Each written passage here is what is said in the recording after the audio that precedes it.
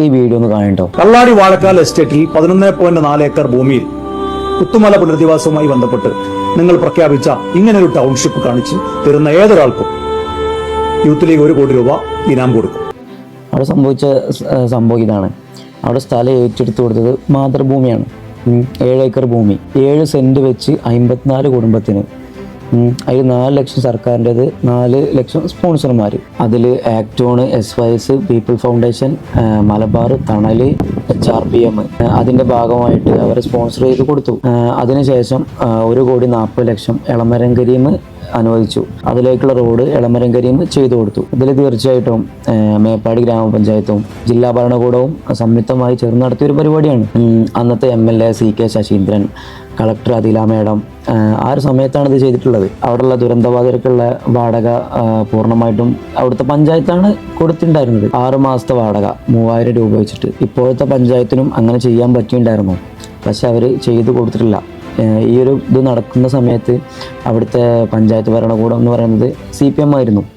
ഇപ്പോഴത്തെ ഭരണകൂടം അത് UDFൻ്റെതാണ്. അവർക്ക് ചെയ്തു കൊടുക്കാൻ പറ്റുന്ന കാര്യമുള്ളൂ, പക്ഷെ ഇത് അവർ ചെയ്തിട്ടില്ല. അന്നത്തെ പഞ്ചായത്ത് പ്രസിഡൻറ്റും പഞ്ചായത്ത് സെക്രട്ടറിയും അതേപോലെ UDFൻ്റെ ലീഗിൻ്റെ ജില്ലാ നേതാവും സംയുക്തമായിട്ടൊരു അക്കൗണ്ട് ഉണ്ടാക്കി രൂപീകരിച്ചിട്ട് അതിലേക്കാണ് 17 ലക്ഷം വന്നത്. ആ 17 ലക്ഷത്തിൽ നിന്നാണ് ഈ പറഞ്ഞ വാടകയും കാര്യങ്ങളൊക്കെ കൊടുത്തുകൊണ്ടിരുന്നത്. സർക്കാരിൻ്റെ സഹായത്തോടു കൂടി പഞ്ചായത്താണ് ഈ കാര്യങ്ങളൊക്കെ ചെയ്തത്. ഈ പണികളെല്ലാം നടന്നുകൊണ്ടിരിക്കുന്ന ടൈമിലാണ് പഞ്ചായത്ത് ഭരണം കഴിയാൻ പോകുന്നത്. അന്ന് LDF ഭരണസമിതി 25 വീടുകൾ പൂർത്തീകരിച്ചിട്ടാണ് അവരുടെ കാലാവധി കഴിഞ്ഞിറങ്ങുന്നത്.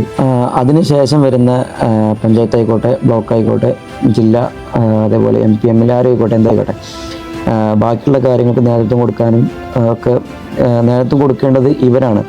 ഇവരതിനുള്ള വേണ്ട കാര്യങ്ങളൊന്നും ചെയ്തിട്ടില്ല. ഇപ്പോൾ അവിടുത്തെ പഞ്ചായത്ത് ഭരിക്കുന്നത് UDF ആണ്. ബ്ലോക്ക്, ജില്ല, MP അല്ല MLA MP എല്ലാം ഇവരാണ്. ഇതുകൊണ്ടൊക്കെ സംഭവിക്കുന്ന ഒരു കാര്യമുണ്ട്. മാങ്കൂട്ടത്തിനെ കൊണ്ട് പറഞ്ഞ പോലെ ഇവരെന്ത് പറഞ്ഞാലും അത് ഈ മലർന്നു കിടന്ന് തുപ്പുന്ന പോലെ അത് ഇവർക്കിട്ടങ്ങ് അടിക്കും.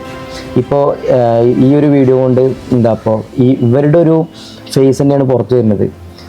ഇവരെ കൂടെ ഒന്നും ചെയ്യാൻ പറ്റില്ല. ഇപ്പോഴത്തെ അവിടുത്തെ ഗ്രാമപഞ്ചായത്തായാലും MP ജില്ലയിലും അതൊരു ബ്ലോക്കായാലും MLA കൊണ്ടായാലും ഒന്നും ഇപ്പോഴത്തെ അവസ്ഥയിലൊന്നും ചെയ്യാൻ പറ്റിയിട്ടില്ല. ഇതാണ് അവിടെയുള്ള കറക്റ്റ് കാര്യം.